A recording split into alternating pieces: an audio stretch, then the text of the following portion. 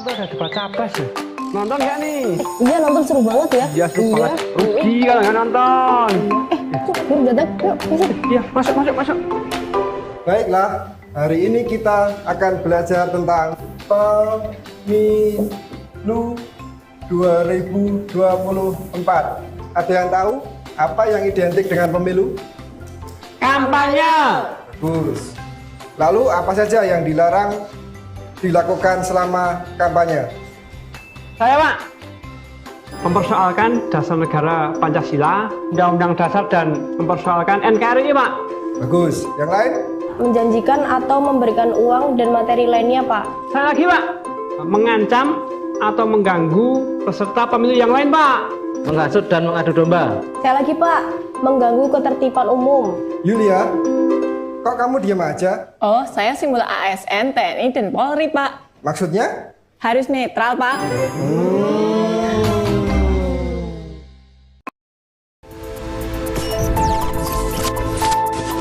Inilah jaringan radio Mega Suara.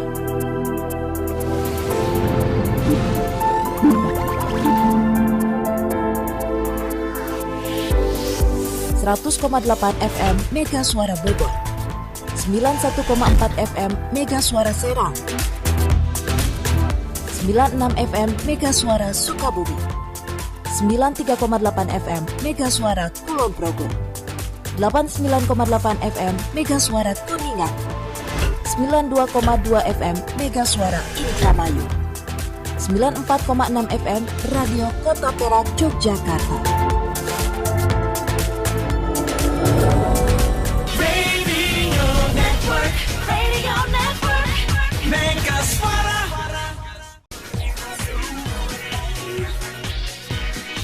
Radio Mega Suara.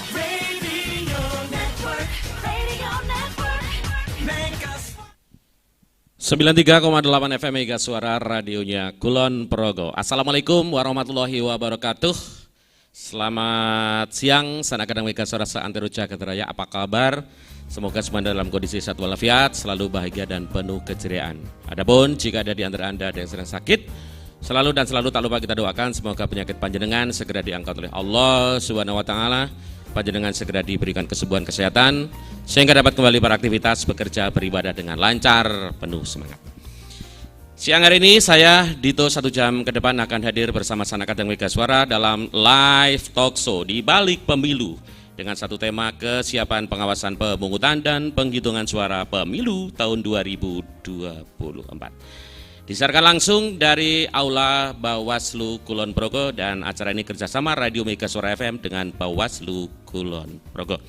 Panjenengan bisa mendengarkan di 93,8 FM Mega Suara radionya Kulon Progo, juga bisa menyaksikan di channel YouTube Bawaslu Kulon Progo dan tentu saja channel YouTube Mega Suara Kulon Progo. Dan Sanak Kadang Mega Suara hadir sebagai narasumber untuk kesempatan siang hari ini. Yang pertama ada Bapak Muiz Naini, STPMM, Koordinator Divisi Hukum Pencegahan Partisipasi Masyarakat dan Humas dari Bawaslu Kulon Progo. Selamat siang, Pak. Selamat siang. Kabar sehat ya?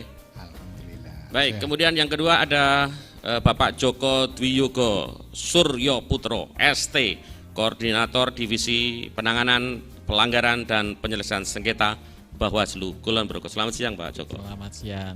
Kabar baik juga ya Pak? Alhamdulillah. Baik, Sanak Kadang Mega Suara juga yang lagi menyaksikan di channel YouTube Mega Suara Kulon Progo, juga di channel YouTube Bawaslu Kulon Progo, bisa bergabung di acara ini melalui 0811 299380 WA, SMS atau Telegram. Baik, langsung saja kita ke perbincangan di live talk show di balik pemilu dengan satu tema kesiapan pengawasan pemungutan dan penghitungan suara pemilu tahun 2024.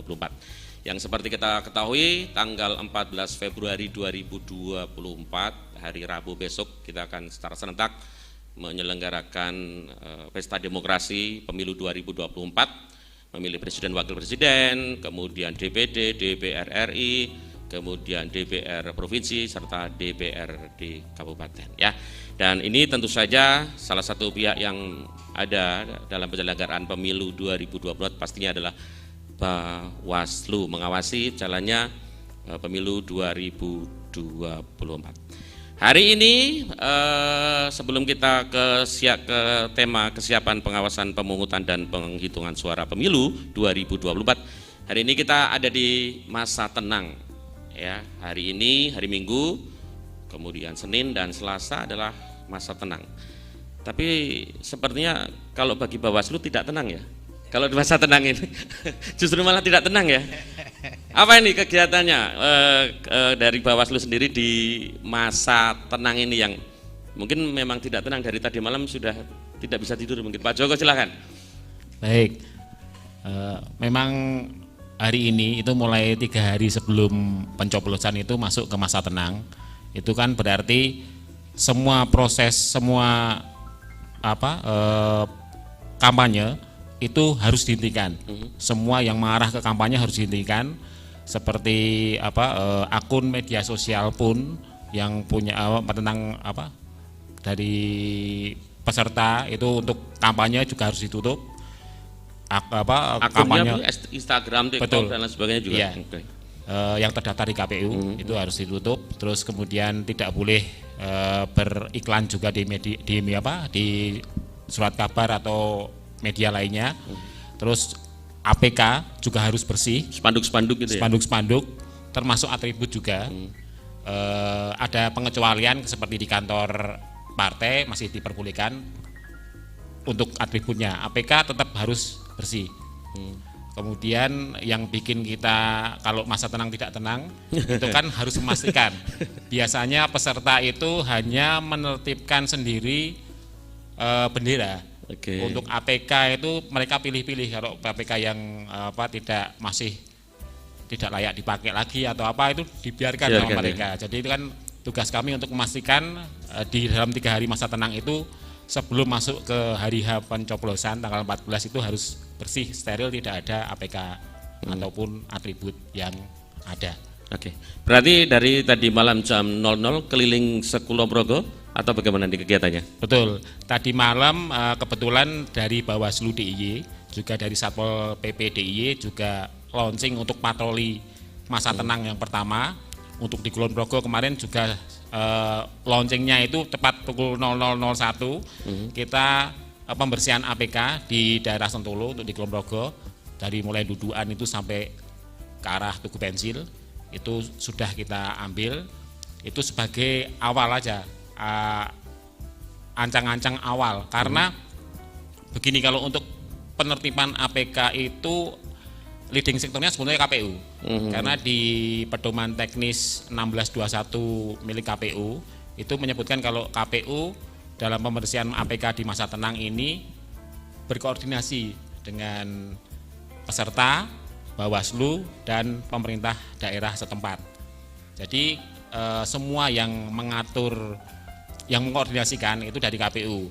Sementara pada saat masa tenang mulai tadi malam 00.01 itu KPU berkoordinasi dengan Satpol PP baru bisa menertibkan di hari Senin besok.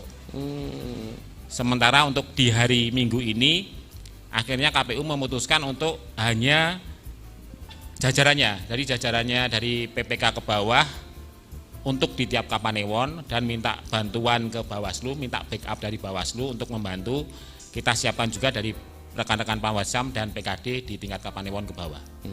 Nah, sampai siang ini di jam 2 seperti apa nih Pak kondisi terkininya? Apakah masih ada memang APK yang masih terpasang sejauh pengetahuan dari Pak Joko sendiri? Masih banyak.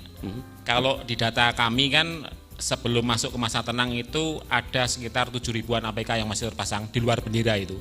Masih 7 ribuan terpasang, dan sejak Jumat malam KPU mengeluarkan surat ke peserta untuk menurunkan secara mandiri sebelum dilakukan penertiban hari ini, batasnya kan hari ini jam 10 kalau tidak salah KPU kemarin.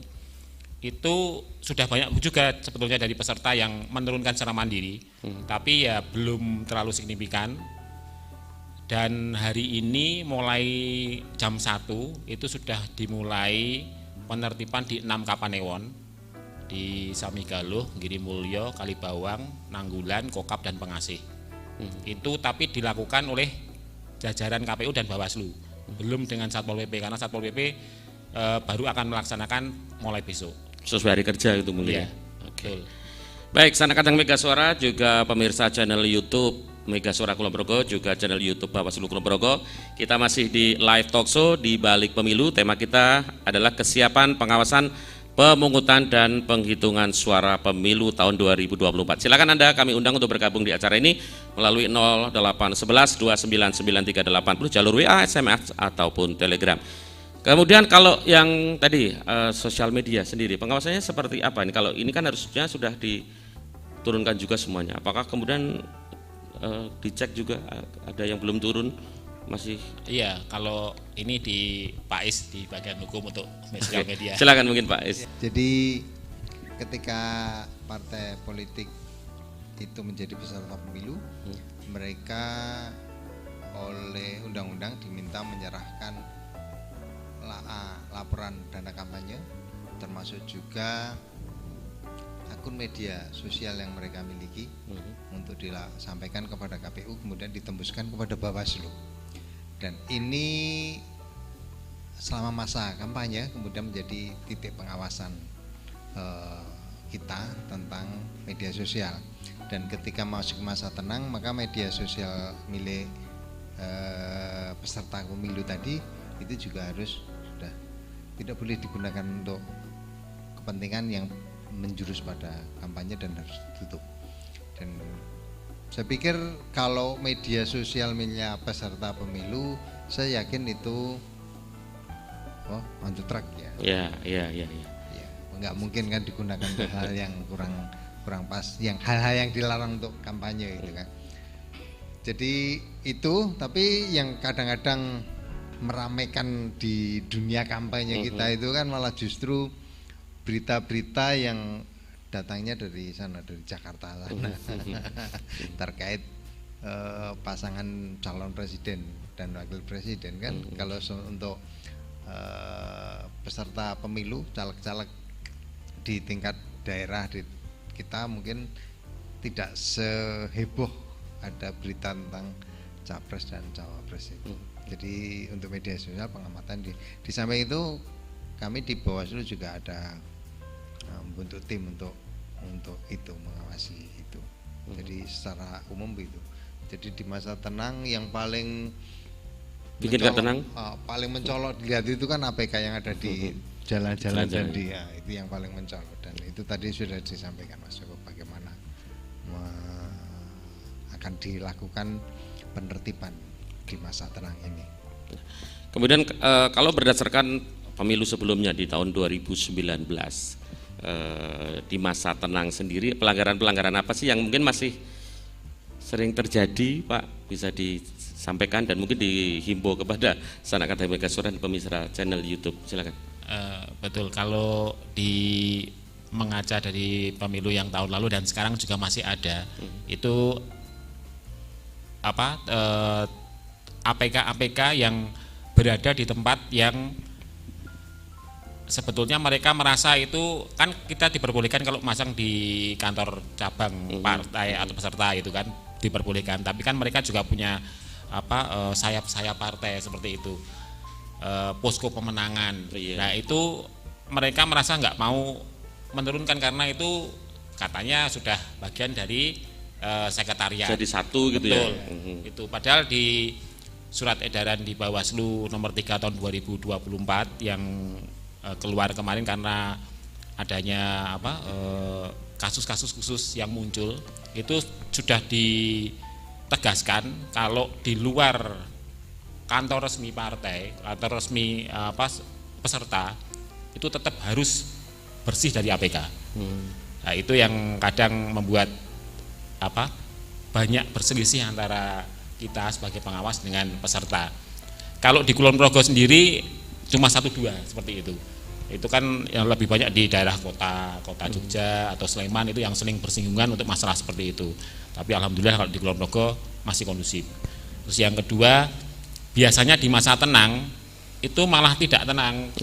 Tidak tenang karena mereka bergerilya, kampanye umpet-umpetan, dan yang paling harus kita hindari itu mulai money politik. Itu biasanya serangan fajar atau apa, itu kan juga di masa tenang.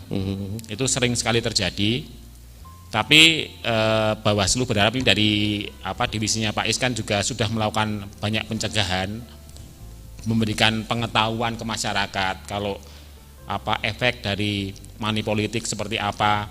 Saya pikir masyarakat juga sudah cerdas, apalagi Kulon Progo, karena mereka juga sangat antusias seperti meminta informasi di Bawaslu itu banyak sekali, terutama tentang ini diperbolehkan tidak, ini diperbolehkan tidak, itu banyak sekali pertanyaan teman-teman ke Panwascam, ke PKD ataupun ke Bawaslu Kabupaten. Itu mungkin karena keberhasilan dari divisinya Pak Is pencegahan sering melakukan sosialisasi. Itu yang itu kita waspadai itu seperti itu. Ya, mungkin perlu ada tambahan sedikit ya, melengkapi lah istilahnya. Jadi ketika masa tenang itu kan segala bentuk hal yang berbau kampanye itu kan sudah tidak diizinkan. Tapi kemudian yang terjadi kan dengan sembunyi-sembunyi itu kadang masih dilakukan. Ya apapun caranya, apapun bentuknya itu dilakukan. Bisa dengan pertemuan menemui, pertemuan terbatas itu, atau mungkin ya itu tadi kayak memberikan atau menjanjikan materi itu seharusnya memang sudah tidak boleh, dan tidak hanya di masa tenang, di masa kampanye itu untuk memberi atau menjanjikan sekalipun. Enggak boleh ya. Memberi atau menjanjikan imbalan materi untuk mengajak memilih atau mengajak untuk tidak memilih itu enggak boleh, karena itu masuk kategori money politik gitu kan. Jadi di masa tenang ya kadang-kadang mungkin masih sembunyi-sembunyi itu, dan kehadiran pengawas harapan kami yang bisa mengurangi itu, mengurangi sisi itu, meskipun kita tahu sendirilah aromanya tercium tapi belum pernah kita bisa menindak. Karena hanya aromanya yang berkait dengan politik uang ini. Itu tambahan saya. Oke, baik, Sana Kadang Mega Suara, pemirsa channel YouTube Mega Suara dan pemirsa channel YouTube Bawaslu Kulon Progo. Kita masih di live talk show di balik pemilu dengan tema kesiapan pengawasan pemungutan dan penghitungan suara pemilu tahun 2024. Kita akan jeda dulu dan nanti akan kembali sesaat lagi. Tetap di 93,8 FM Mega Suara, radionya Kulon Progo. Semalam tuh ada debat capres ya. Nonton nggak nih? Iya nonton, seru banget ya. Iya seru banget. Rugi kalau nggak nonton. Tuh baru datang, yuk masuk. Iya masuk. Baiklah, hari ini kita akan belajar tentang pemilu 2024. Ada yang tahu apa yang identik dengan pemilu? Kampanye. Bagus. Lalu apa saja yang dilarang dilakukan selama kampanye? Saya Pak, mempersoalkan dasar negara Pancasila, Undang-Undang Dasar dan mempersoalkan NKRI Pak. Bagus. Yang lain? Menjanjikan atau memberikan uang dan materi lainnya Pak. Saya lagi Pak, mengancam atau mengganggu peserta pemilu yang lain Pak. Menghasut dan mengadu domba. Saya lagi Pak, mengganggu ketertiban umum. Yulia, kok kamu diam aja? Oh, saya simbol ASN, TNI, dan Polri, Pak. Maksudnya? Harus netral, Pak.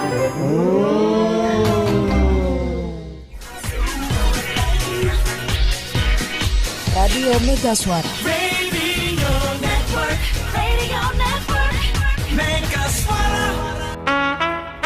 Apapun kesibukan kamu, dengerin terus 93,8 FM Mega Suara. Suka banget Mega Suara. Sana Kadang Mega Suara, dimanapun Anda berada, kita masih di live talk show di balik pemilu dengan tema kesiapan pengawasan pemungutan dan penghitungan suara pemilu tahun 2024. Dan narasumber yang hadir di siang hari dari Bawaslu ada Bapak Muh Isnaini, STPMM, Koordinator Divisi Hukum Pencegahan Partisipasi Masyarakat dan Humas.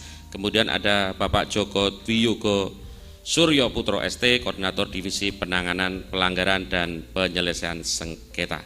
Kerjasama Radio Mega Suara FM dengan Bawaslu Kulon Progo dan disiarkan langsung dari Aula Bawaslu Kulon Progo. Silakan kami undang untuk Anda yang ingin bergabung bisa ke 0811 299380, bisa WA, SMS atau Telegram. Sekali lagi 0811 299380. Tadi di sesi pertama kita sudah perbincangan seputar masa tenang sebelum nanti tanggal 14 Februari 2024 kita secara serentak melakukan pemungutan suara, dan ini di masa tenang, kemudian nanti akan berlanjut dengan tentu saja pemungutan suara dan penghitungan suara. Kita di sesi 2 langsung ke pengawasan pemungutan dan penghitungan suara pemilu 2024. Persiapan sendiri dari Bawaslu apa saja nih kegiatannya menjelang pemungutan sendiri? Mungkin Pak Isnaini silakan. Ya, jadi kalau rangkaian dari pemungutan suara itu yang pertama dilakukan biasanya kan penyiapan TPS. Itu penyiapan TPS itu sesuai dengan regulasi harus sudah dilakukan 1 hari sebelumnya, itu TPS harus sudah siap.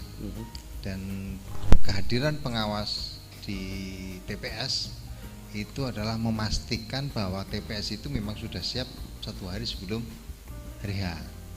Kemudian kan regulasinya mengatur tentang bagaimana TPS itu harus didirikan. Jadi TPS itu ukurannya seperti apa? Ada ketentuannya ya? Ya. Dan atau kalau ketentuannya mungkin bisa ditentukan misalnya 8x10. Tapi kemudian bisa disesuaikan dengan kondisi. Tapi ada beberapa hal yang menjadi prinsip dalam penyusunan TPS, itu salah satu misalnya ketua KPPS itu bisa melihat menghadap orang yang sedang coblos. Saling berhadapan. Nah, itu. Jadi bisa melihat itu ya, orang yang menyoblos. Kemudian kotak suara itu letakkannya jangan terlalu tinggi sehingga akan menyulitkan orang yang berkebutuhan khusus untuk memasukkan surat suara, hal-hal seperti itu. Kemudian penerangan di tempat TPS itu harus baik sehingga semua bisa terfasilitasi dengan baik. Misalnya seperti itu, hal-hal seperti itu menjadi konsen pengawas untuk mengawasinya. Jadi untuk penyiapan TPS itu berarti kan dilakukan 1 hari sebelum hari H. Selasa berarti ya? Nah, itu kan di masa tenang juga itu. Jadi pengawas gak tenang juga karena harus mengawasi itu. Yang kedua, itu kan untuk pemungutan itu kan diperlukan surat suara, formulir kotak suara, kemudian bilik suara. Logistiknya ya Pak ya? Nah, logistik. Nah, logistik itu KPU harus menyediakan logistik di TPS itu juga H-1. Jadi sebelum tanggal 14, tanggal 13 itu harus sudah sampai di TPS. Nah, bisa jadi H13 itu ya malam 14 sebelum jam 00 itu kan masih kategori 23.59 gitu ya Pak? Nah, itu masih kategori sebelum hari H itu kan. Hari H-nya tanggal 14, jadi jam 10 malam itu juga masih hari H. Dan ya biasanya sore itu sudah datang di TPS. Karena informasinya bahwa KPU melakukan distribusi logistik itu 2 hari, jadi 6 hari itu yang 6 Kapenawon, 6 kecamatan, 6 Kapenawon sebelah atas itu hari H-2 hari Senin, kemudian yang 6 di bawah itu hari Selasa H-1 itu distribusi logistik yang dilakukan oleh KPU. Dan Bawaslu dalam hal ini pengawas TPS itu memastikan bahwa distribusi logistik itu berjalan sesuai dengan ketentuannya. Jadi harus tepat. Kotaknya yang dikirim harus 5 ya, misalnya harus 5 gitu kan. Jangan kurang dari itu. Kemudian bahwa di TPS nanti kan ada daftar pemilih, itu harus sudah ditempelkan ketika logistik itu datang, biasanya bersamaan ditempelkan. Nah, maka pengawas juga memastikan bahwa daftar pemilihnya itu ditempel. Kemudian daftar calon itu juga ditempel. Hal-hal seperti itu yang menjadi tugas pengawas untuk mengawasi di H-1 ya, H-1, H-2 sebelum pelaksanaan coblosan. Di samping tadi pekerjaannya salah satunya memastikan di sekitar itu juga sudah tidak ada alat peraga kampanye. Oke. Salah satu. Nah, kalau di pengiriman logistik, surat suara, kotak suara dan lain sebagainya, kerawanan apa sih yang mungkin terjadi, Pak? Kalau terkait dengan pemungutan suara sendiri? Kalau kerawanan, saya pikir salah satunya adalah ini saat ini adalah musimnya hujan-hujan. Iya. Jadi logistik yang hadir, yang datang itu bagaimana terhindar dari air gitu kan misalnya. Meskipun saya yakin itu sudah diantisipasi dengan kotaknya surat suara itu kan gitu ya? tebel, selain itu kan masih dibungkus plastik.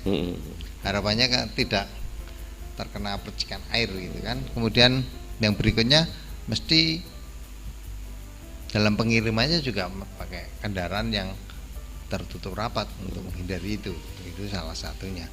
Kerawanannya saya kalau di Kulon Progo saya pikir berkaitan dengan teknis distribusinya. Kemudian ketika sudah sampai di lokasi, ya petugas KPPS itu tentunya mengamankan itu. Hanya antisipasinya saya pikir itu sudah dilakukan oleh teman-teman di KPU, bagaimana agar tidak ada kotak yang keliru. Misalnya tertukar kotak, begitu. TPS ini kotak yang harusnya ini itu jangan sampai keliru, karena isi dari surat suara yang di kotak itu kan sudah sesuai dengan DPT-nya. Jumlahnya udah pasti ya, Pak? Sudah pasti, dan itu berbeda dengan daerah lain, TPS lain. Misalnya TPS 1 dan TPS 2 tentunya berbeda jumlahnya. Ya, itu harus dipastikan bahwa tidak terjadi kekeliruan pengiriman. Itu kan kerawanan itu. Ya mungkin ada Pak Joko nama tentang. Silakan Pak Joko mungkin ada tambahan.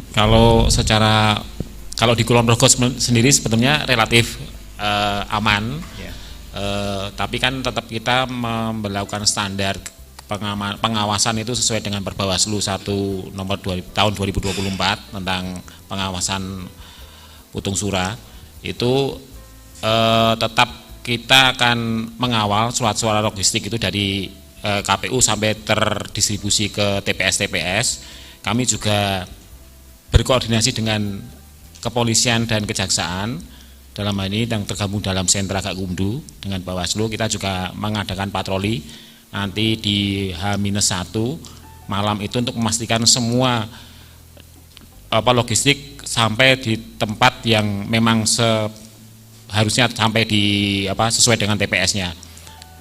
Kami sudah koordinasi itu akan selain itu juga mengantisipasi misalnya ada kerawanan mungkin kalau dari kepolisian atau kejaksaan kan mereka juga punya intel, misalnya ada ancaman-ancaman apa, kita juga akan mencoba untuk mencegah istilahnya untuk dari mitigasi mereka supaya semua itu dapat berjalan dengan lancar. Kalau untuk di masa pencoblosannya itu memang di Bawaslu ujung tombak kita di PTPS, pengawas TPS. Jadi mungkin saat ini Bawaslu melalui Panwascam dan BKD itu memberikan bimbingan teknis kepada PTPS agar mereka sangat paham mengenai putung sura ini sesuai dengan pedoman teknis KPU yang nomor 66 tahun 2024 ini, pedoman teknisnya. Apalagi istilahnya kalau permasalahan itu kan muncul di TPS, Mas. TPS itu nanti sudah lancar sesuai regulasi, itu ke atasnya juga akan enak. Tapi kalau di TPS itu sudah tidak lancar, tidak sesuai antara pemahaman KPPS, PTPS dan saksi, itu yang nanti akan jadi problem di TPS tersebut. Jadi untuk menghindari, untuk tahun 2019 kan di Kulon Progo ada 2 PSU, pemungutan suara ulang ya.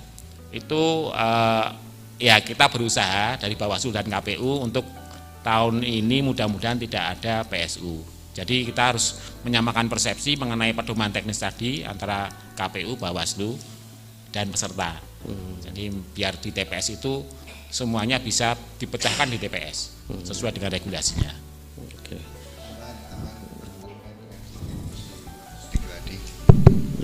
Jadi ketika distribusi logistik itu dari kepolisian selalu mengawal pergerakan kotak itu, sehingga keamanan dari sisi keamanan sudah diantisipasi dengan hadirnya petugas keamanan dari kepolisian untuk mengawal setiap pergerakan kota.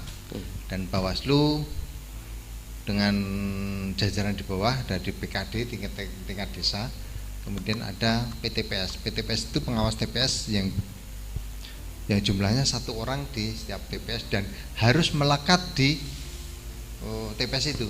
Jadi tidak ada waktu untuk tidak mengawasi TPS itu.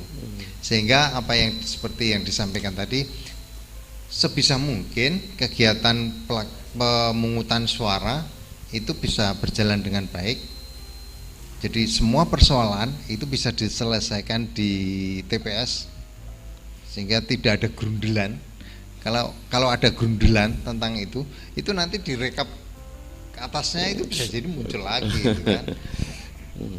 Jadi kalau memang saksi kan di TPS nanti akan ada pengawas TPS, ada saksi dari partai politik peserta pemilu, kemudian ada juga dimungkinkan pemantau misalnya. Tapi kalau dilihat itu makanya ketika di pemungutan suara, bagaimana pemungutan suara itu bisa berjalan dengan baik, dengan sesuai dengan regulasi sehingga semua hal diselesaikan di tingkat TPS. Hal yang terkait dengan pemungutan, baru nanti pemungutan bisa berjalan dengan lancar. Artinya begini, kriteria pemilih misalnya ada DPT. DPT adalah orang yang tercantum di daftar pemilih tetap dan mereka datang bisa memilih kemudian mendapat surat suara 5 ya. Tapi ada juga yang namanya DPTB, pemilih tambahan, dan mereka memilih itu jumlah surat suara yang diberikan itu tergantung dari mana dia berasal. Bisa 3, bisa 4 bisa hanya satu. Misalnya beda provinsi, ke Jogja itu kan cukup hanya 1. Beda kabupaten di sama-sama Jogja, di Bantul dan Ponorogo misalnya, itu juga surat suaranya beda jumlahnya. Itu di saat pemungutan itu dipastikan bahwa itu benar gitu. Meskipun di surat pemberitahuan pemilih itu kelihatannya sudah ada. Nanti DPTB akan mendapat berapa surat suara gitu. Sudah ada. Itu. Yang berikutnya tentang pemilih khusus, yaitu pemilih khusus itu pemilih yang tidak ada di DPT dan DPTB, tapi harus ber-KTP setempat. Jadi seorang yang tinggalnya di sini, RT sini, kudunya harusnya di TPS ini, ya nyoblosnya di sini, bukan orang lain nyoblos sini. Nanti berpeluang orang yang tidak berhak nyoblos diberi kesempatan nyoblos, ya itu berpeluang untuk PSU. Makanya kan di saat pemungutan ini harus dipastikan itu. Dan pengawas itu memastikan bahwa yang milih itu adalah orang-orang yang memang berhak memilih. Itu. Baik, Sanak Kadang Mega Suara, kita masih di live talkshow di balik pemilu dengan satu tema kesiapan pengawasan pemungutan dan penghitungan suara pemilu tahun 2024. Narasumber yang hadir adalah Bapak Muh Isnaini STP MM, Koordinator Divisi Hukum Pencegahan Partisipasi Masyarakat dan Humas. Juga ada Bapak Joko Dwiyogo Suryo Putro ST, Koordinator Divisi Penanganan Pelanggaran dan Penyelesaian Sengketa. Silakan Anda bisa bergabung melalui 0811 29 9380, bisa lewat WA, bisa lewat SMS maupun lewat Telegram. Acara ini disiarkan langsung dari Aula Bawaslu Kulon Progo yang ada di Bendungan Wates Kulon Progo dan kerjasama Radio Mega Suara FM dengan Bawaslu Kulon Progo. Coba kita tanggapi untuk yang sudah bergabung di 0811 299380. Selamat siang untuk siapa ini sebentar. Untuk Ibu Tentri yang ada di Wates. Pak, apakah boleh selfie di bilik suara dan juga memfoto surat suara yang dicoblos? Dari Ibu atau Mbak Tentri di Wates, silakan ini. Iya. Jadi salah satu aturan di TPS itu kan tidak boleh membawa alat. Oh ada ya Pak, berarti ada aturannya Pak. Alat perekam baik HP atau kamera dibawa ke bilik, itu tidak boleh. Tidak boleh. apalagi memfoto itu nggak boleh lagi, membawa saja nggak boleh. Jadi disarankan nanti di TPS ada tempat menitipkan atau bisa dititipkan kepada saudara temannya ketika temannya belum nyoblos. Nyoblos nggak boleh bawa kamera, tidak boleh bawa HP untuk itu. Apalagi selfie, ini coblosanku. Nah, itu ya kan bisa jadi Pak. Zaman sekarang Pak. yang ini anak-anak yang gadget kan. Tapi yang kalau mau selfie aja lah, ujung-ujung jarinya. Oh iya, kalau udah nyoblos itu ya. Sudah nyoblos itu di selfie. Nah, ini ya boleh-boleh saja. Kalau surat suara atau coblosan di bilik itu tidak diperkenankan. Oke, begitu ya Pak Tentri atau Ibu Tentri, jadi tidak perlu selfie di bilik suara, apalagi memfoto surat suara suara yang sudah dicoblos atau dipilih ya. Kemudian berikutnya ada pertanyaan dari Ibu Danti, jika di masa tenang masih ada caleg yang bagi-bagi sembako dengan istilah sodakoh, apa itu juga kategori pelanggaran ini? Mungkin Pak Joko, sodakoh boleh dong Pak? Tidak boleh. Oh, tetap tidak boleh juga? Ya, tidak boleh. Sebetulnya kalau di kampanye pun, di masa kampanye itu kan pembagian sembako juga banyak sekali aturannya. Jadi tidak asal harus mereka bagi sembako, tapi ada nilai batas maksimal. Terus juga harus tidak boleh ada atributnya. Itu kalau sembako. Makanya banyak juga peserta pemilu yang mensiasati dengan tebus murah. Sekarang kan banyak sekali tahu itu. Kemarin waktu masa kampanye dengan tebus murah itu kan menghindari, karena pembagian sembako dengan melebihi nominal tertentu itu termasuk money politik. Money politik itu kan masuknya ke pidana. Untuk menghindari itu mereka masuknya ke tebus murah. Tebus murah pun itu juga ada aturannya. Harus tidak boleh istilahnya batas kewajaran. Di dalam batas kewajaran enggak terus satu paket cuma Rp1.000, itu harus hindari. Itu di kampanye, itu aja tidak boleh. Itu aja boleh, apalagi di masa tenang. Itu sudah masuknya ke pidana. Ya. Nah, kalau misalnya ada kejadian seperti itu, apakah kemudian memang Bawaslu bisa melakukan tindakan atau ada menunggu laporan dari masyarakat atau seperti apa? Kami kan juga melakukan patroli. Patroli juga tidak hanya di kabupaten, tapi sampai ke PKD itu melakukan patroli juga. Kalau misalnya dari jajaran kami yang menemukan, itu akan jadi temuan. Langsung kita bawa ke SG, Sentra Gakumdu, untuk dibahas dan dikaji. Kan kita ada waktu 1x24 jam untuk memproses itu. Untuk yang laporan itu juga akan kita terima. Jangan takut untuk melapor ke Bawaslu, ke jajarannya mulai dari PKD, Panwascam sampai ke Bawaslu Kabupaten. Kita menjamin kerahasiaan pelapor. Oke, jadi tidak boleh ya ini ya, Sana Kadang Mega Suara. Tidak boleh. Intinya tidak boleh, meskipun itu mungkin sodakoh gitu ya. Iya. Sekarang juga dibalut seperti itu. Itu yang bagi kemarin kan sempat mereka mensiasati, sebetulnya pada pintar ini peserta pemilu. Cerdas-cerdas dong berarti. Kan yang biasanya kita tidak bisa menindak itu karena subjeknya tidak terpenuhi. Karena subjek yang harus kita dapat itu kan tim kampanye, peserta yang sudah didaftarkan di KPU. Sementara mereka asal sudah ngomong saya relawan kok, saya cuma pengen aja, saya cuma pendukung aja, pengen membantu gitu ya. Sudah, subjeknya sudah tidak di Gakumdu langsung ditolak sama polisi dan kejaksaan karena subjeknya tidak terpenuhi. Itu mereka mengakalinya seperti itu. Bukan mengakali Pak, emang cerdas betul Pak. jadi kalau mau sedekah itu kalau memang niatnya mau sedekah benar, itu setelah tanggal 14. Oke, siap Pak. Itu pasti kalau dibilang sedekah itu pasti ikhlas. Setelah 14. Tapi kalau sebelum tanggal 14 kok di masa tenang mau sedekah itu kita bisa ini tenang. Ikhlasnya tidak 100% ya Pak.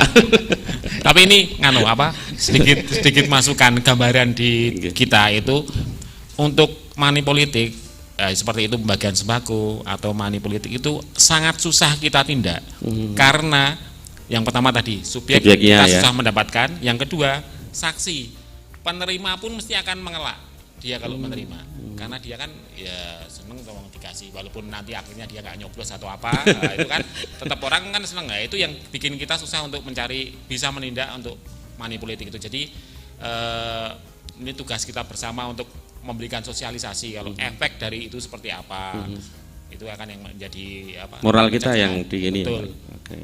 Jadi lebih ke penyadaran bahwa hal seperti itu mempengaruhi pemilih dengan menggunakan materi atau money politik ini adalah sesuatu yang merusak demokrasi kita.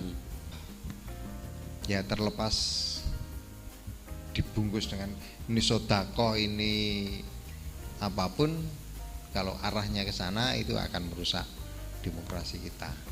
Jangan sampai dengan rupiah yang hanya senilai itu terus membeli harga suara kita.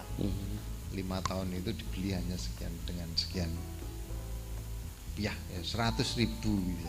Itu nanti dihitung itu sehari hanya berapa rupiah itu. Bagi 5 tahun ya Pak? Iya, belum kalau 5 tahun 100.000, kemudian seharinya jatuhnya mungkin sehari itu digunakan untuk ke WC umum di itu nggak bisa itu. Sekarang kan 2.000. Kalau hanya 100.000 untuk 5 tahun itu seharinya dapatnya sampai sangka itu. Jadi ya marilah kita bijak untuk tidak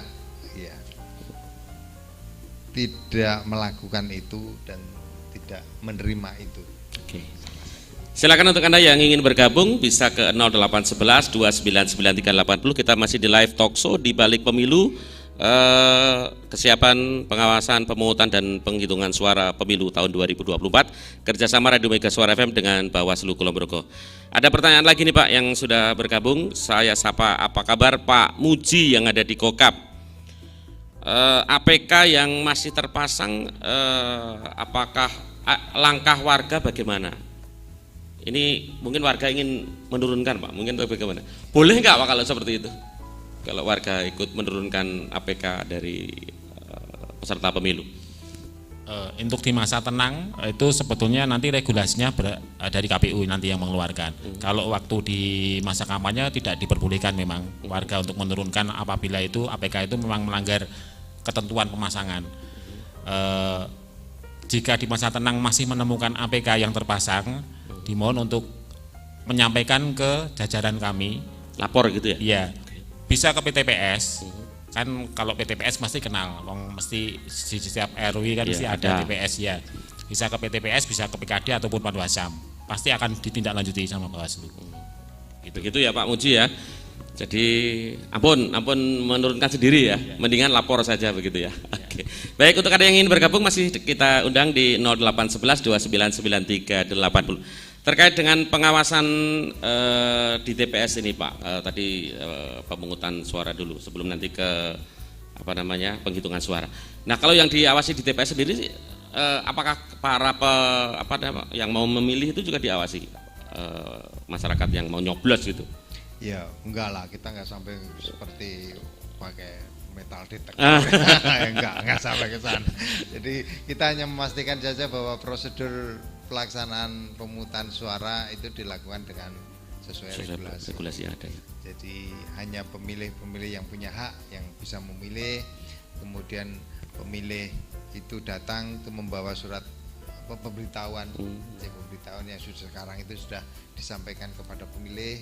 Ya nanti ketika memilih bawa itu, kemudian bawa KTP untuk ditunjukkan bahwa ini yang bawa daftar pemilih ini namanya Isna ini, gitu. Buktinya apa? KTP-nya dijadikan. Meskipun di banyak wilayah kita kenal kayak KPPS-nya tonggo dewe. Sudah paham ya. Tapi tetap kan, harus menunjukkan KTP. Antisipasi untuk beberapa mungkin ada orang-orang yang lama tidak tinggal di sana sehingga tidak kenal, ya perlu ditunjukkan, memastikan bahwa surat pemberitahuan memilih orang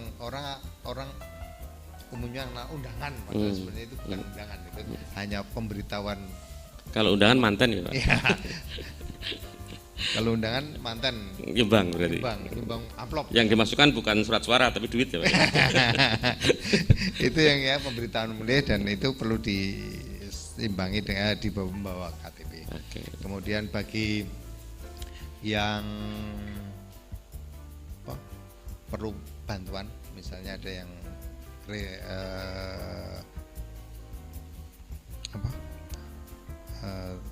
punya disabilitas? Ya, disabilitas untuk tertentu, bukan semua disabilitas. Yang tunadaksa misalnya nggak bisa milih, itu bisa didampingi, nanti petugas KPPS akan mendampingi itu, dipastikan itu. Kemudian yang kita awasi lagi, misalnya saksi dari peserta pemilu itu bisa datang dengan menunjukkan surat mandat dari itu, dipastikan bahwa dia datang dengan petugas resmi dari partai ditugaskan, itu kan ada surat mandatnya, itu kita pastikan, kita lihat, kita dokumentasikan. Hal seperti itu untuk menjalan proses pelaksanaan pemungutan suara bisa berjalan dengan baik. Fungsi pengawas itu. Nah, kalau TPS kan dibuka tepat jam 7 dan akan berakhir di jam 13. Nah, kalau berdasarkan pengalaman di pemilu-pemilu sebelumnya, apakah ada kejadian yang bukanya lebih awal, itu setengah 7 udah dibuka, tutupnya juga lebih gasik? Ada nggak Pak? Terus kalau memang ada, tindakannya seperti apa? Untuk mensinkronkan waktu ya satu TPS dengan TPS lainnya sama-sama di jam 7 gitu. Ya. Jadi TPS tidak boleh buka sebelum jam 7, boleh jam 7 dibuka. Ya. Kalaupun nanti ada misalnya jam 7 ternyata saksi belum hadir, ada saksinya belum ada yang hadir, belum ada ya, kalau sudah ada nggak apa, belum ada yang hadir saksinya itu, terus atau pengawasnya belum hadir misalnya, itu hanya boleh ditunda, itu paling lama itu setengah jam. Harus sudah ada dan tidak ada yang ditunggu tadi, harus dibuka. Harus dibuka. Kemudian ditutup jam 13 itu bukan kemudian yang sudah antri disuruh pulang, itu enggak. Nunggu sampai habis gitu berarti. Jadi daftarnya itu jam terakhir. 13, pendaftaran terakhir itu jam 13. Tapi bukan kemudian jam 13 tutup padahal di belakangnya ada, itu yang ada 10 orang misalnya. Enggak anu juga lah. Ya masuk sudah antri belakangan mau daftar jam 13 jenengan mantuk. Ya enggak lah, nanti ya ini diminta masuk itu kan. Nah, kemudian kalau yang sudah di dalam nanti jam 13 diselesaikan sampai selesai, sampai habis pemilihnya yang sudah antri di situ ya. Bukan kemudian sudah antri jam 13 tutup ya, tapi diselesaikan sampai yang antri itu habis meskipun lebih dari jam 13. Kemudian untuk pemilih yang DPTB yang pindahan tadi dari kabupaten lain pindah itu memilihnya nanti jam 12 jam 11, ada jam khusus ya? 2 jam sebelum ditutup ya? Ditutup itu baru boleh milih. Yang tambahan ya? Ya, yang tambahan itu begitu. Jadi kita memastikan itu, jadi pengawas juga memastikan, kayak pemilih tambahan, jangan milih awal lah, milihnya jam 11. Nggak boleh ya berarti kalau DPT tambahan tadi yang jam 10 gitu? Ya, karena begini, hitung-hitungannya kan surat suara itu kan jumlahnya per TPS itu kan DPT plus cadangannya 2%. Hanya 2%. Sedikit sekali ya. Sedangkan misalnya DPTB-nya banyak, terus milihnya awal, DPT sing asli merakumanan gitu kan. Ya kan enggak ada, jadi makanya jam 11 kira-kira jam 11. Makanya di tiap TPS juga dibatasi DPTB-nya tidak boleh lebih dari 12 orang gitu kan. Karena kalau lebih dari itu, kalau DPT-nya datang semua, itu surat-suratnya bisa kurang. Makanya kalau sudah lebih dari itu dipindah ke TPS sampingnya, didaftar itu. Terdekat dari situ ya. Itu petugas pengawas itu memastikan prosedur-prosedur seperti itu dipastikan oleh pengawas mengawasinya. Baik, Sanak Akademi Mega Suara masih kami undang kembali untuk Anda yang ingin bergabung, silakan bisa ke 0811 299380. Kita tanggapi ya Pak yang sudah pada WA, kita apresiasi. Ada Pak Seto yang ada di Sentolo, beredarnya kampanye melalui media sosial, status handphone dan ajakan melalui grup WA. Apakah ada tindakan, apakah juga ini termasuk pelanggaran? Silakan mungkin Pak Joko, mungkin. Baik. Di grup WA rame, pilih nomor sekian gitu misalnya, itu termasuk. Itu juga termasuk hal yang agak sulit karena yang kita awasi, yang diregulasi itu adalah semua yang berhubungan dengan yang sudah didaftarkan di KPU. Sementara untuk yang perorangan atau apa itu bisa kita, misalnya dia berkampanye di masa tenang, sudah tidak boleh, itu sebetulnya juga bisa kita proses. Tapi itu akan sulit karena mereka mesti akan karena kita tidak selengkap punya polisi misalnya gitu. Karena polisi kan punya data untuk mencari misalnya ini yang menyebar WA dari siapa, kan kita nggak punya. Kita berdasarkan dari laporan seorang, kalau misalnya itu grup WA itu WA siapa, nanti akan kita klarifikasi, kita undang untuk klarifikasi, kemudian kita kaji, prosesnya seperti itu. Biasanya memang susah, tapi kalau misalnya tetap ada seperti itu, bisa dilaporkan ke Bawaslu, tetap kita akan berkomunikasi dengan Kominfo untuk misalnya itu tetap diingatkan tidak bisa, nanti akan di take down sama Kominfo. Itu kemarin di Bawaslu DIY itu yang menyarankan seperti itu. Itu untuk di media sosial yang bukan media resmi dari peserta. Ya, karena kalau di grup WA itu kan yang bisa lihat kan hanya anggota grup. Anggota ya. Kalau misalnya saya ada di grup itu, kemudian ada yang berkampanye di situ. Oh, itu pasti tidak, Pak. Ketahuan nanti, Pak. Nggak berani. Mikir ya, Pak. Kok itu sudah tahu, misalnya yang kampanye itu di grup WA, misalnya temannya, misalnya ada grup alumni SMA misalnya gitu. Gitu. Itu tahu kalau orang ini ASN, dia kampanye, itu dilaporkan kena, bisa itu. Itu langsung bisa karena kalau bisa, itu apalagi kalau itu kan mengenal ini personnya ini, nah gitu ada bukti itu akan bisa kita proses, nanti bisa dapat mungkin teguran dari atasannya. Kayak gitu bisa ya, bisa. Ya. Oke, silakan yang ingin bergabung silakan di 0811 299380. Kita masih di live talk show di balik pemilu. Tema kita yaitu kesiapan pengawasan pemungutan dan penghitungan suara pemilu tahun 2024. Kita ke pemungutan yang perlu diawasi, pemungutan sudah, kemudian ke penghitungan suara ini saatnya. Ini seperti apa nih Pak pengawasan penghitungan suara sendiri? Apakah bisa dimulai misalnya sebelum jam 13 itu? Silakan. Untuk penghitungan suara itu paling cepat juga jam 13. Jam 13 ya. Kalau misalnya TPS ini semuanya 100 sudah selesai semua, bisa dimulai? Belum.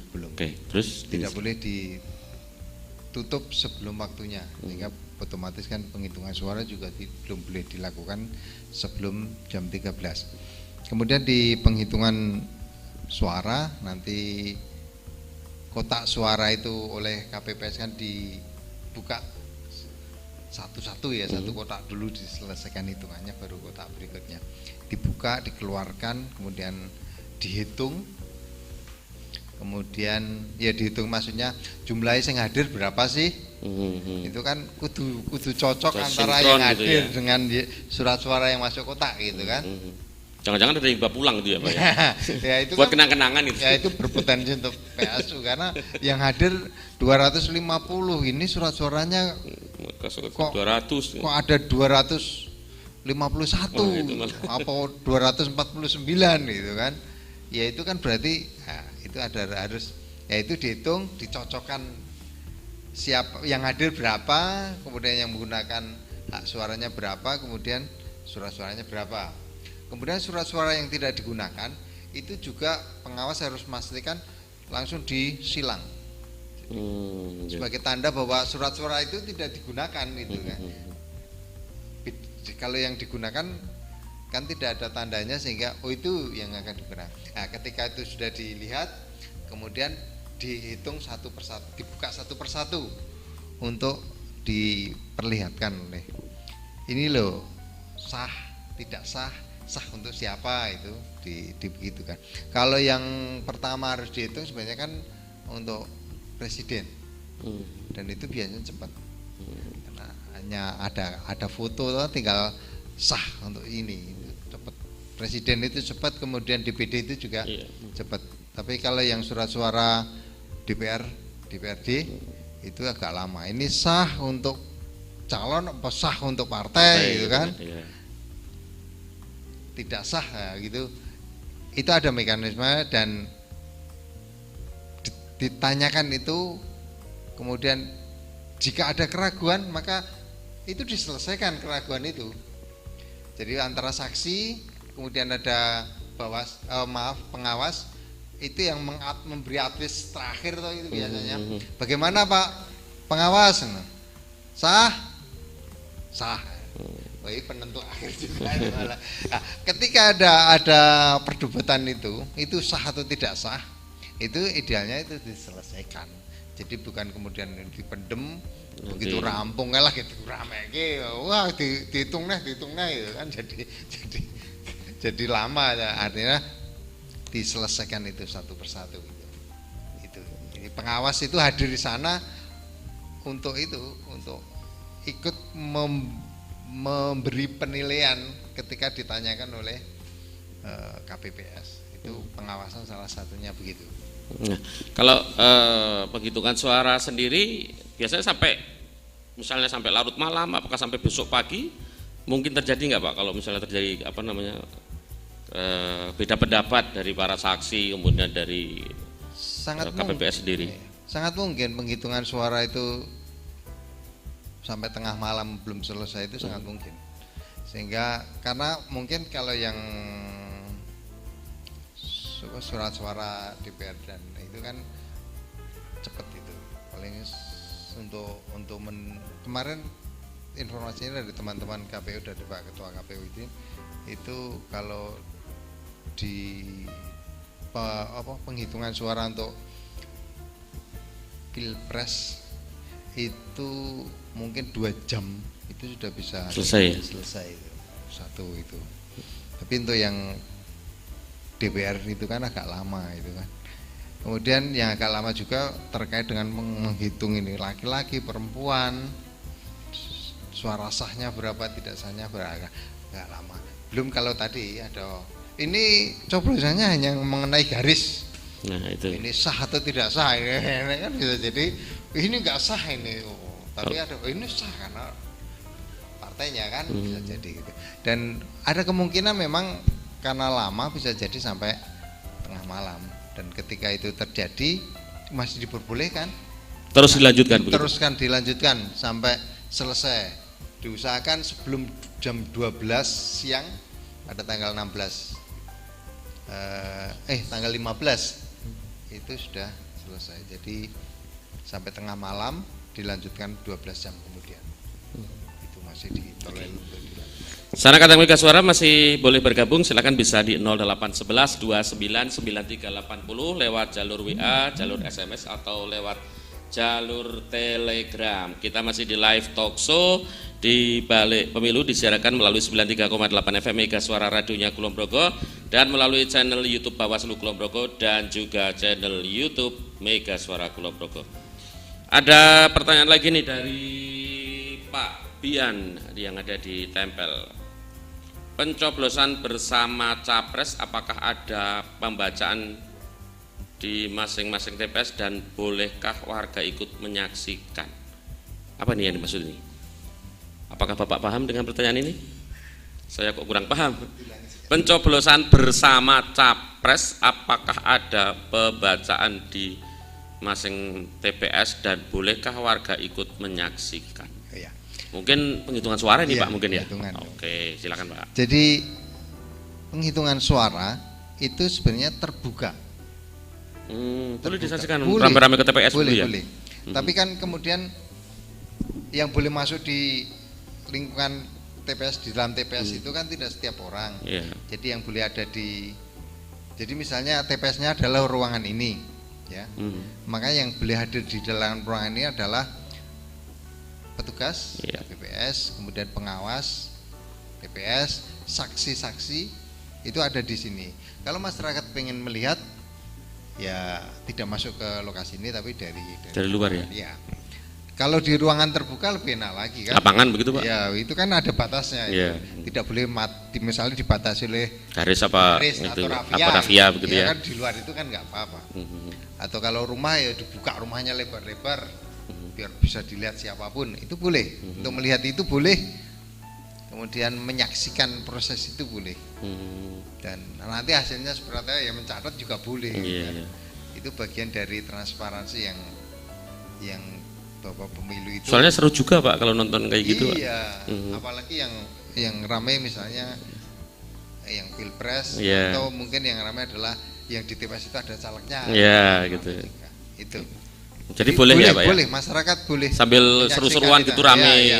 Ketika jagonya yang dibacakan Isna ini, gitu. Wah, boleh aja. Misalnya iya boleh, supporter ya. Supporter ya. Ya bisa jadi kan. Oke, boleh ya. Tadi siapa yang tanya Pak Bian yang ada di tempel. Dan Sanak Akademik Mega Suara, kita masih akan berlangsung beberapa waktu lagi, beberapa menit lagi kita di live talk show bersama Bawaslu di sebuah tema kesiapan pengawasan pemungutan dan penghitungan suara pemilu tahun 2024. Ada lagi yang mungkin perlu disampaikan terkait dengan mungkin kerawanan-kerawanan yang sering terjadi saat pemungutan suara. Mungkin Pak Joko ada yang mau ditambahkan, jangan sampai terjadi PSU tadi, antisipasinya seperti apa? Pada intinya memang seperti yang disampaikan Pak Isna ini, itu yang berada di TPS itu, KPPS, PTPS maupun saksi itu punya satu persamaan persepsi. Sebelumnya ya harus Makanya kami dari Bawaslu dan KPU itu melakukan BIMTEK yang sebelumnya sudah kita samakan persepsi dulu di tingkat kabupaten. Jadi nanti BIMTEK kita ke PTPS, BIMTEK KPU ke KPPS itu akan sama untuk memaknai apa-apa yang terjadi di TPS. Untuk saksi juga kebetulan Bawaslu juga diminta untuk BIMTEK, itu juga kita sampaikan juga. Jadi kemungkinan untuk kesalahan atau seperti tadi, ini coblosan di tengah ini masuk sah atau tidak, itu antara KPPS, PTPS dan saksi itu punya kesepahaman yang sama. Jadi akan cepat, jadi tidak molor sampai itu tadi kan kalau penghitungan itu lama.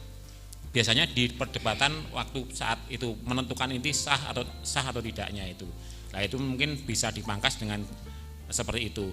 Kemudian untuk proses pemungutan suaranya, kalau DPT sudah terpenuhi semua, misalnya DPT sudah nyoblos semua, itu bisa maju nanti di BTB. Tapi tetap penghitungan suara dimulai mulai dari jam 13. Kalau sebelum jam 13 tidak boleh. Karena banyak juga TPS yang, apalagi yang TPS sebagai penyangga TPS lokasi khusus seperti di Rutan, di Kulon Progo ada di Rutan Polres dan di rumah sakit di RSUD Wates, itu akan membutuhkan waktu yang lebih lama karena nanti dari KPPS dan PTPS akan menuju ke rumah sakit dan itu pasti akan lebih dari jam 1 baru selesai. Jadi itu tadi untuk mencegah kerawanan tadi untuk di penghitungan dan pemungutan suara memang ada di KPPS, PTPS dan saksi mempunyai kesamaan persepsi dalam membaca regulasi khususnya di Juknis Pedoman Teknis Utung Suara dari KPU yang nomor 66 tahun 2024. Nah itu tadi kalau misalnya ada yang sampai tidak terjadi kesepahaman, kesepakatan ketika nyoblosnya di tengah itu tetap terjadi perdebatan terus misalnya ini nanti belakang aja memutuskannya, itu bisa nggak Pak dilompati dulu gitu, mungkin nggak kayak gitu kan daripada bikin lama ini putusan nanti aja belakangan. Iya. Bisa nggak Pak? Ya artinya itu nanti perdebatan ketika itu harus terakhir diketok disepakati bahwa ini sah atau tidak sah gitu. Nggak boleh sudah kesepakatan nanti saja, itu kan itu memperlama proses malah lebih lama. Iya, jadi diselesaikan saat itu juga. Kalau tidak sah ya tidak sah, kalau sah ya sah gitu. Intinya itu. Nanti kan salah satu makanya pengawas TPS itu harus bisa menjadi pengawas wasit yang adil. Orangnya harus yang kendel juga Pak, itu Pak. Orang menguasai regulasi dan menjadi pengawas yang adil. Jadi bisa memberi, jadi apa yang disampaikan oleh pengawas itu oh iya saya sepakat. Intinya itu. Oke. Baik, Sanak Akademik Mega Suara dimanapun Anda berada, sampailah kita di penghujung acara karena kita sudah 1 jam bersama di live talk show di balik pemilu, kesiapan pengawasan pemungutan dan penghitungan suara pemilu tahun 2024 bersama Bawaslu Kulon Progo bersama Bapak Muh Isnaini STP MM dan Bapak Joko Dwiyoko Suryo Putro ST. Closing statement dari perbincangan kita hari ini, masing-masing narasumber monggo 30 detik saja Pak Joko dan juga Pak Isnaini. Untuk menjelang pencoblosan di hari H dan penghitungan surat suara, mari kita semua untuk bisa berpikiran jernih seperti saat ini masa tenang, sehingga kita dalam pemungutan suara akan lebih mudah, lebih lancar dan lebih tidak ada gangguan apapun, sehingga semua yang menjadi harapan kita untuk pemilu yang jujur, adil, luber, jurdil akan terlaksana khususnya di Kabupaten Kulon Progo. Pak Isnaini silakan. Jadi pada masyarakat pemilih yang ada di wilayah Kulon Progo, marilah kita gunakan hak kita untuk memilih calon-calon pemimpin kita dengan sesuai dengan hati nurani kita. Jangan sampai kita terpengaruh oleh adanya janji atau iming-iming yang lain. Gunakan hak itu sesuai dengan hati nurani dan datang ke TPS pada tanggal 14 Februari 2024 sesuai dengan surat pemberitahuan yang Bapak Ibu terima. Semoga dengan satu suara kita bisa menentukan 5 tahun ke depan untuk kebaikan Indonesia sebagai rasa tanggung jawab kita sebagai kepada negeri kita. Baik. Sanakatang Mega Suara, pemirsa channel YouTube Bawaslu Kulon Progo dan pemirsa channel YouTube Mega Suara Kulon Progo, demikian akhir perbincangan kita live talk show di balik pemilu, kesiapan pengawasan pemungutan dan penghitungan suara pemilu tahun 2024. Semoga acara ini bermanfaat untuk Sanakatang Mega Suara. Kita juga berharap pemilu pemungutan suara yang akan dilaksanakan di tanggal 14 Februari 2024 akan berjalan lancar, menghasilkan pemimpin yang terbaik, menghasilkan wakil-wakil rakyat juga yang terbaik untuk Indonesia. Saya Mas Dito, kemudian Bapak Muh Isnaini, juga Bapak Joko Dwiyoko Suryo Putro undur diri. Terima kasih, sampai jumpa dan Assalamualaikum warahmatullahi wabarakatuh.